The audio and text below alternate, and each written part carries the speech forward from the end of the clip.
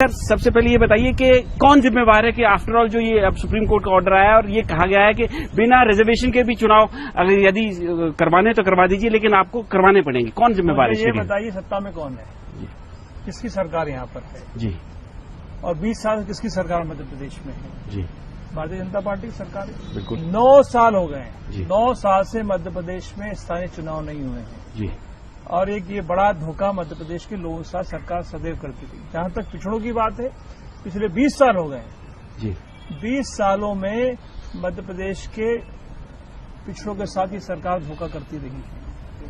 अब चुनाव होने हैं, पंचायत चुनाव होने हैं, निकाय चुनाव होने हैं।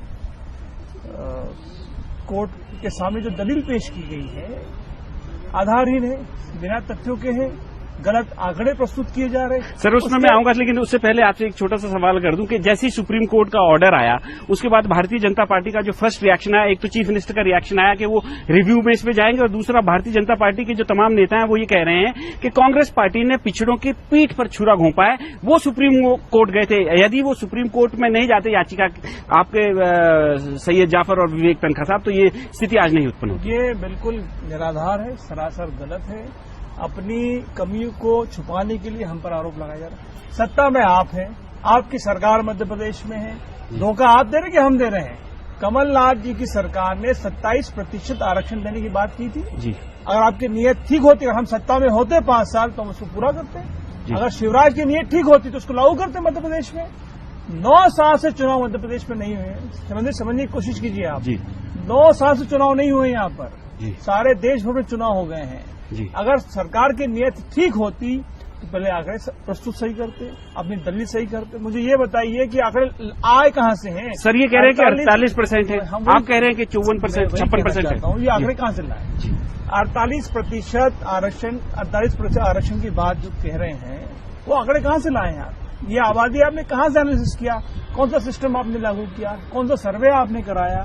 किससे आपने पूछा? मध्य प्रदेश में एक पिछड़ा आयोग है जिसके अध्यक्ष जेपी धर्म, उससे तो आपने बात ही नहीं आज तक की। जी, उनका तो ऑफिस बंद है, उनका तो पड़ा चर्चा नहीं की ना आपने। विपक्ष के नाते कांग्रेस से कभी चर्चा की आपने? ये आंकड़े कहाँ से ला रहे हैं? जब आप दलील गलत पेश कर रहे हो माननीय न्यायालय के सामने, आपके आंकड़े गलत हैं, आपकी नीयत खराब है। देखिए मध्य प्रदेश में क्या हो रहा है, समझने की कोशिश कीजिए। मध्य प्रदेश संघ की प्रयोगशाला सदैव से रही है जी। मोहन भागवत और संघ मध्य प्रदेश में शिवराज सिंह के माध्यम से अपना एजेंडा लागू करना चाहते हैं जी, जो हम नहीं होने देंगे। ये समझ लीजिए शिवराज सिंह जी। सर कैसे नहीं होने देंगे? अगर अब चुनाव अगर बिना ओबीसी के रिजर्वेशन होगा तो जिम्मेदारी सरकार की है जी। सरकार अपनी दलील सही ठीक से पेश करे माननीय न्यायालय के सामने। आरक्षण पहले, उसके बाद चुनाव होगा। तो लेकिन अभी सुप्रीम कोर्ट ने तो कहा है राज्य चुनाव आयोग को कि आप 2 हफ्ते के अंदर नोटिफिकेशन जारी करें और चुनाव करवाइए। देखिए हम अपने लेवल पर हमारे जो विधि सलाहकार हैं उनसे हम बात करेंगे। हमारी जो हमको जो दलील माननीय न्यायालय के सामने पेश करनी है उसको हम पेश करेंगे। लेकिन मूल जिम्मेदारी किसकी है? मध्य प्रदेश में अगर चुनाव होने हैं तो जिम्मेदारी किसकी है? सरकार किसकी मध्य प्रदेश में? जो सरकार है उसकी जिम्मेदारी है। ये सरकार की जिम्मेदारी आरक्षण हो, ये सरकार की जिम्मेदारी की 56% आबादी मध्य प्रदेश के पिछड़ों की है, उसके हिसाब से हमको आरक्षण मिलना चाहिए। वो आरक्षण दे और चुनाव कराएं। 9 साल से चुनाव नहीं हुआ मध्य प्रदेश में।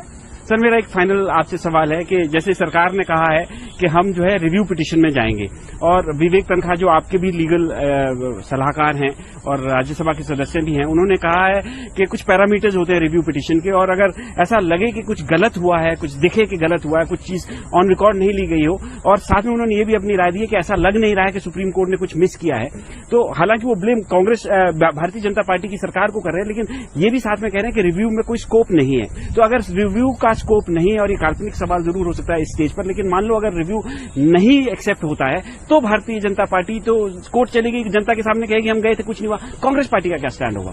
देखिए ये जो कुछ है, क्योंकि ये लॉ का मसला है, मैंने आपसे पहले भी कहा कि इसको लेकर हम लोग तनखा जी से मैंने बात अभी की, वो उसको रिव्यू कर रहे हैं। जो आज का ये आया है, दलील आई है, जो निर्णय आया है, लेकिन मूल जिम्मेदारी किसकी? मैं फिर आपसे कह रहा हूँ, वही मैं दोहराना चाहता हूँ कि अगर सरकार की नीयत ठीक होती, अगर सरकार चुनाव कराना चाहती थी, क्योंकि मध्य प्रदेश में हालत खराब है भाजपा की, यह महंगाई चरम पर है, या बेरोजगारी चरम पर है, मध्य प्रदेश में भ्रष्टाचार चरम पे है, बिजली मध्य प्रदेश में गोल है, आदिवासी दलित और पिछड़ों के साथ में जो जो किया जा रहा मध्य प्रदेश, वो हमारे सामने किस तरह से इस शांति के टापू को ध्वस्त करने का काम बार बार इनके लोग करते हैं, संघ के लोग करते हैं, ये भी आपके सामने है। बजरंगी हत्या कर देते हैं आदिवासियों की, कई इलाकों में दंगा कराने का प्रयास किया जाता है। तो ये सब मूल बातें मध्य प्रदेश में हो रही है, क्योंकि सरकार की हालत पतली है, सरकार खुद ही चुनाव नहीं कराना चाहती है। अगर सही आंकड़े, सही दलीलें, सही फॉर्मेट में अगर माननीय न्यायालय के सामने प्रस्तुत की जाती तो मैं समझता हूँ कि निर्णय ठीक होता।